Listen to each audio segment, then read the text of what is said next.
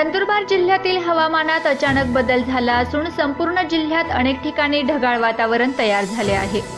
नवापूर, तळोदा, अक्कलकुवा, धडगाव, नंदुरबार तालुक्यातील काही भागात पावसाच्या रिमझिम सरीही बरसल्या आहेत।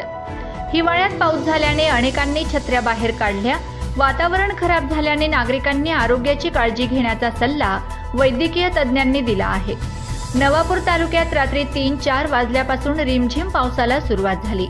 सकाळी 6 वाजल्यानंतर पावसाचा थोडा जोर वाढला आहे। मुंबई हवामान विभागाने 9 ते 14 डिसेंबर या कालावधीत ढगाळ वातावरण आणि 11 डिसेंबर रोजी पावसाची शक्यता वर्तविली होती। त्यानुसार वातावरणात बदल झाल्याचे दिसून येत आहे। शेतकऱ्यांच्या रब्बी पिकांच्या आगमनाला सुरुवात झाली असून या पावसामुळे रब्बी हंगामातील पिके, मिरची, भाजीपाला इतर पिकांना फटका बसणार आहे। नवापूर शहरातील रंगावली नदीकाठावर वीटभट्टीचे लघु उद्योग करणाऱ्या व्यावसायिक सकाळपासून प्लास्टिक ताडपत्रीने वीटभट्टी झाकण्यासाठी धावपळ उडाली आहे। रिमझिम पावसाने कच्च्या विटा ओल्या झाल्याने किरकोळ नुकसान झाले आहे। नवापूर तालुक्यातील चिंचपाडा, विसरवाडी, खांडबारा परिसरातील शेतकरी वर्ग अवकाळी रिमझिम पावसाने हवालदिल झाला आहे।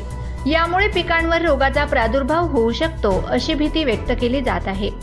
कोरोनाच्या महामारीमुळे अनेक महिन्यापासून लग्न समारंभ होत नसल्याने मंडप व्यावसायिकांना घरी बसावे लागले होते। त्यामुळे उदरनिर्वाहाचा प्रश्न उद्भवत लाखोंचे नुकसान झाले। दरम्यान प्रशासनाने नियमावली ठरवून देत परवानगी दिल्याने बँड व्यावसायिक व मंडप व्यावसायिक यांचे व्यवसाय सुरू झाले। त्यातच निसर्गाचा फटका बसू शकतो।